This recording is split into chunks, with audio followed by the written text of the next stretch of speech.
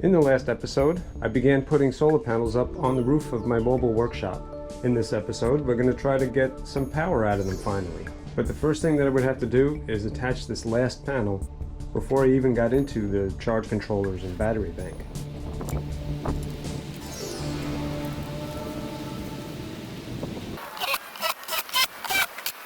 I think I already explained about how I was attaching these panels to the roof in the last episode, so on that point I'll be brief. These little clips are called Z-brackets, I believe. No, I did not invent them. They certainly make the installation go much easier than trying to fabricate brackets from scratch. Now I just got to wrestle this panel, which is between 40 and 50 pounds I think, up onto the roof without dropping it, without falling off the ladder, oopsie, and without breaking my camera.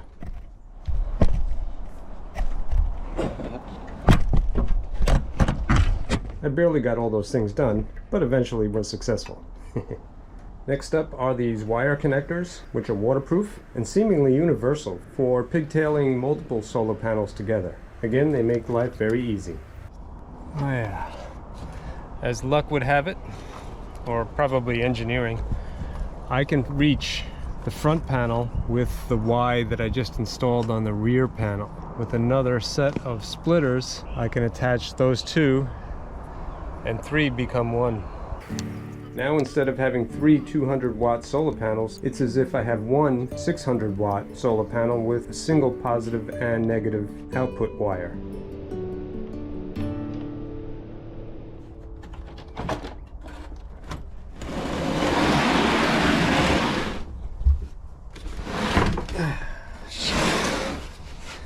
How's it going? I'm trying to do a little cleanup here. Underneath the workbench here is where my battery bank is gonna go.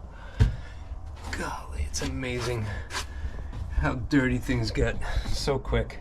Yeah, I'm gonna clean this up and I'm gonna string my batteries together. Eventually I may choose a new location for the batteries, but for right now, what I really want to do is get this bank of what is going to be 400 amp hours hooked up to the solar array that I have on the ceiling right now. They're all covered up because they're not attached to anything. My goal today is to take one of these charge controllers, mount it to the wall, run wires down the wall and to the charge controller.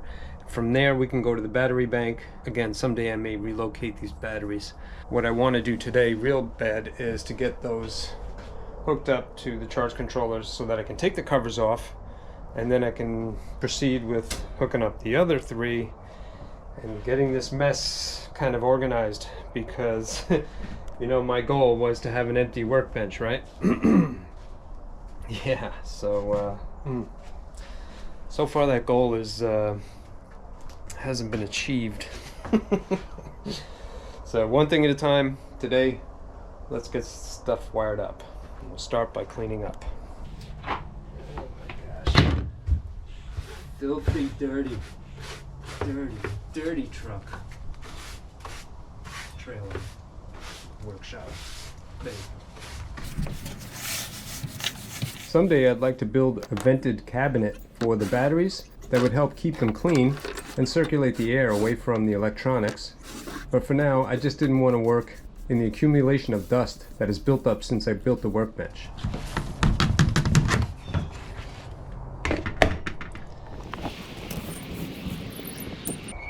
I've measured where the wheels are. It's about 7 feet.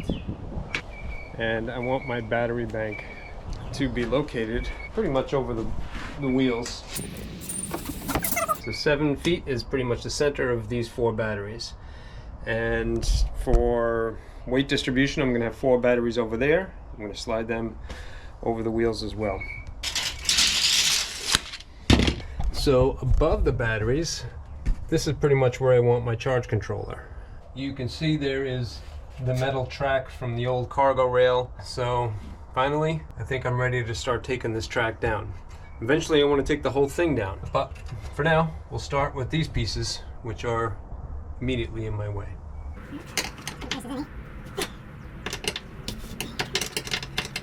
And of course, the whole thing's spinning.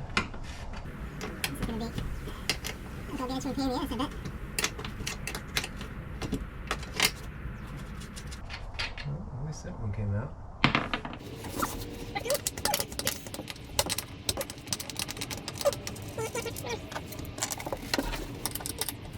Nope, spinning. Up, spinning. While I tried to figure out how I was going to be on the outside holding the bolt and inside taking the nuts off at the same time, I figured I'd remove this metal box that was on the wall and was no longer serving any purpose.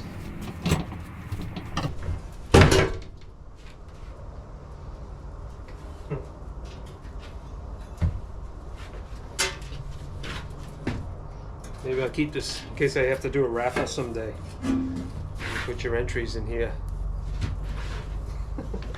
Back to the cargo rail, I decided my helper on the inside of the truck was going to be a vice grip. What a wonderful invention that is, huh?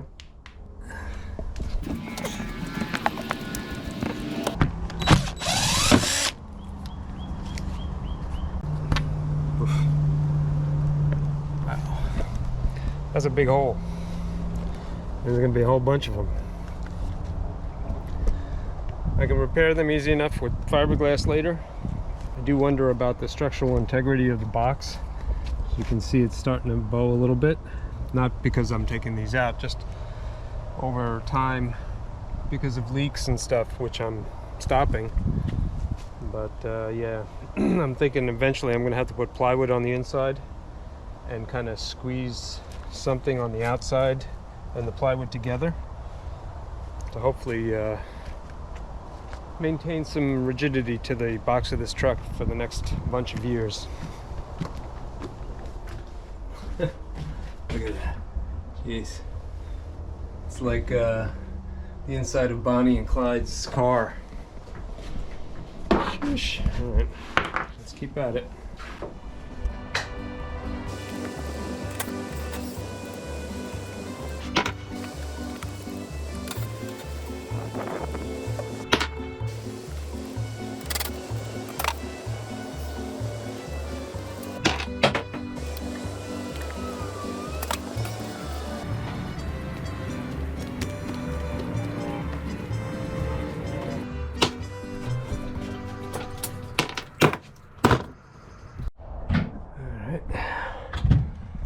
I got a couple screws.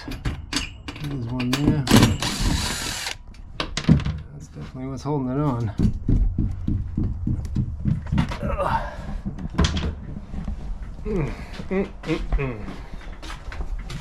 Let's see here. Maybe the truck falls apart when I take this out.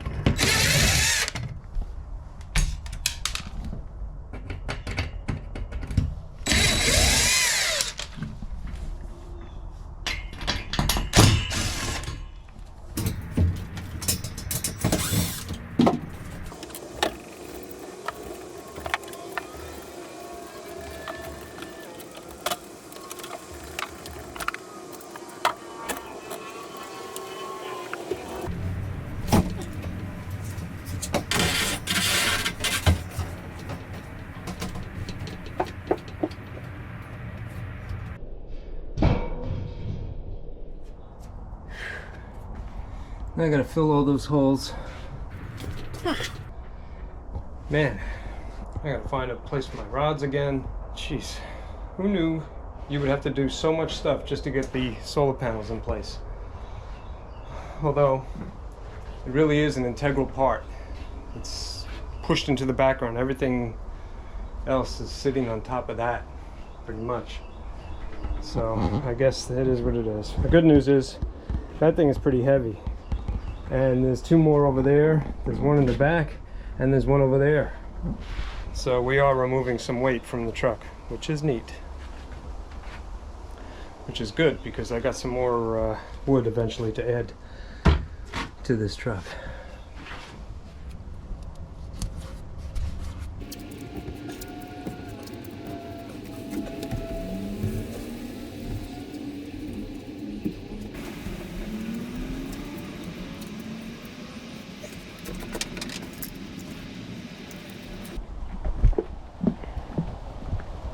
Fiberglass later, waterproof now.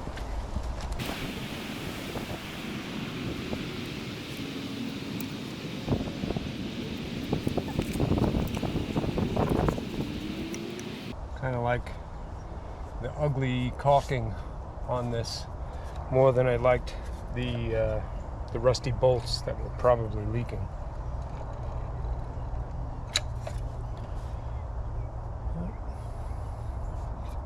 It's like a scar after surgery. You know? Do you wish you were like you were when you were brand new? Of course you do. But, you know, sometimes you just gotta go under the knife to get better. I never did fiberglass over this caulking to try to make it look better, but I do know that eventually the paint job I put on the outside of this mobile workshop hides all of those sins, and it winds up looking pretty good. Back inside, I kept the hardware just in case, all but these 4 screws, which I plan to use right away.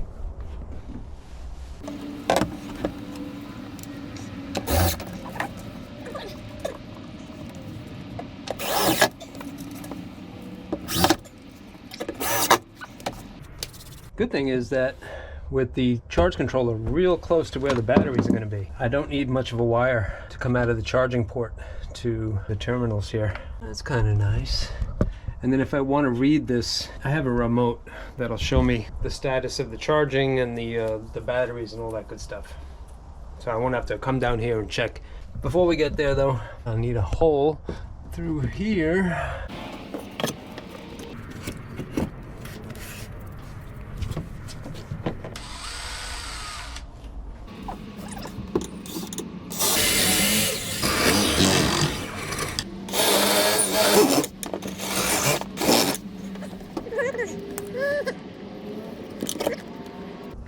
That should do.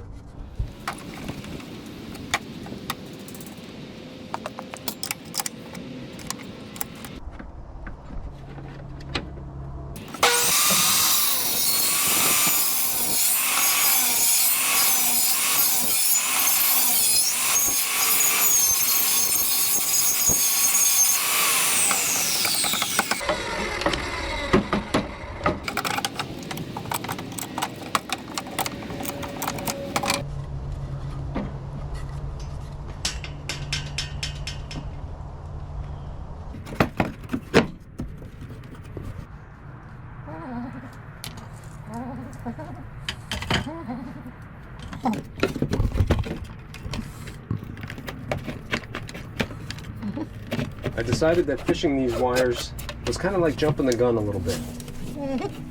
That's lovely. Because there was a bunch of steps that still had to be done before these wires were ever in their final place. Gotta clean these terminals. Damn. Straight off my nasty boat. I think I did a pretty fair job cleaning these terminals with some sandpaper. And I couldn't help but think that my friend Mark over at Bullfrog Creek Marine, my favorite boat mechanic, would have been very proud of me. For those of you who don't know, I am hooking these batteries up in parallel. It looks parallel, doesn't it? Because this stays this way and this stays this way, and they're moving together like this, they're not crossing. What that does is it increases the capacity without increasing the voltage. These are 12 volts, right?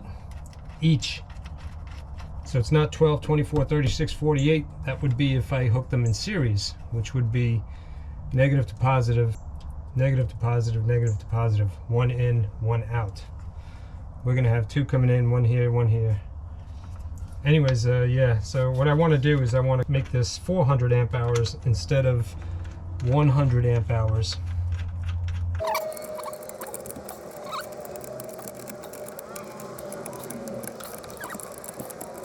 You know what's great about my refrigerator that I got off the boat? It works with very little power consumption. And that's why these things go for like $2,000 now. $2,000 for a refrigerator. Refrigerator for real? Yep. So now, as soon as I hook this up, this fridge ought to come on. It'll start to draw power out of the battery bank. And eventually we'll be able to, I can hear it. It's very low. That's another thing, another reason that fridge is so expensive is because it is very quiet. only on the quietest nights was I ever able to hear the refrigerator.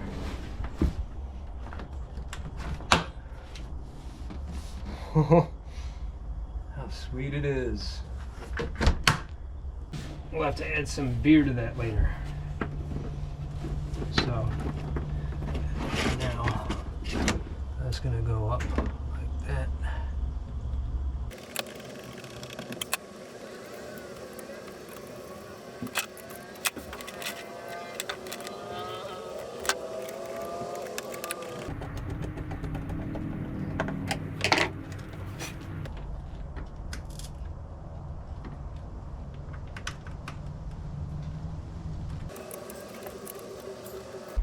It's showing a little tiny moon, which means nighttime, showing some charge in the batteries, about half. It's 12.3 volts, 0 amps, blah, blah, blah going in, and it tells you the temperature and the load and all that good stuff. There is a load on the batteries, but it's very small, I guess, and a lot of this is still magic to me. I have had it hooked up, though, before, so I know it works.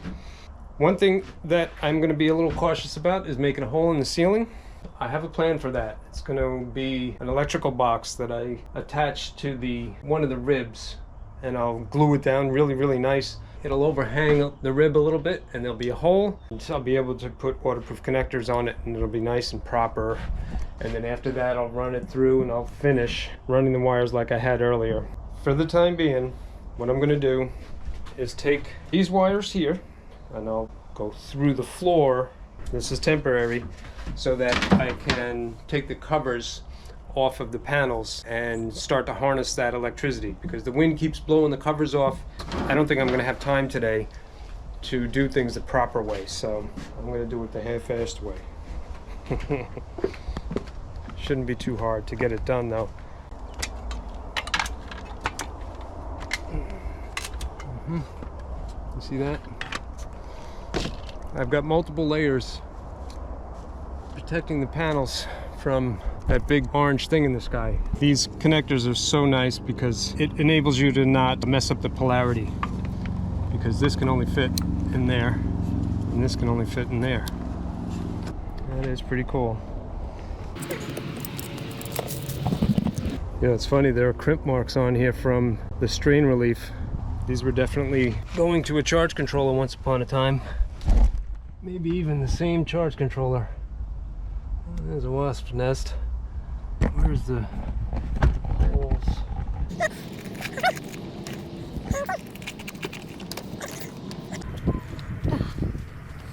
Almost ready to put some beer in that fridge, I'll tell you. Almost.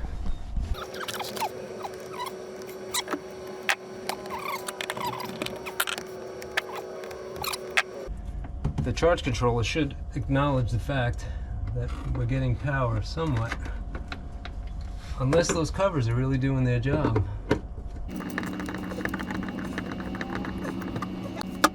My least favorite part of these charge controllers always are the terminal blocks, because it's so hard to get a grip on the wires. Okay, my batteries are all tight. Terminals are pretty clean. We got one load on it. There probably should be a fuse in there. We can work on putting a fuse panel right here, a distribution block, especially before we put any kind of real load on this battery bank. I mean, this fridge is barely pulling anything. But yeah, it's still showing nighttime, which is good. I am ready to pull the covers off, and those panels ought to start working. Now again, I'm in partial shade here because of all the trees, but nonetheless, I should be generating some electricity.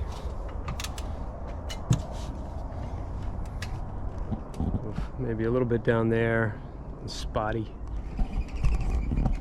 you know.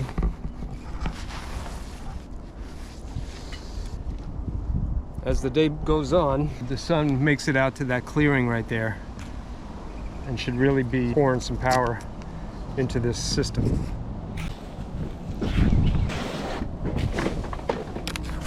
Hello. There you go.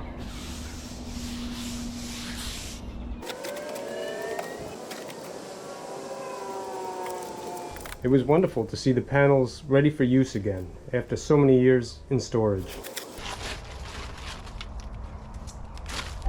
Even in these shady conditions, it did my heart good. Yeah. I got room for 9 of these. That's 3. So I could have like 1600 watts charging if I was in the full sun. Let's see if this charge controller sees it. Oh! Yep, the independent electric train is rolling down the tracks.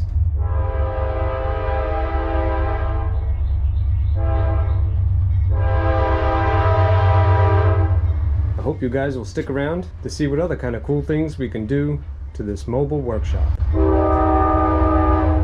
Thank you guys, as always, for coming along on this fun ride.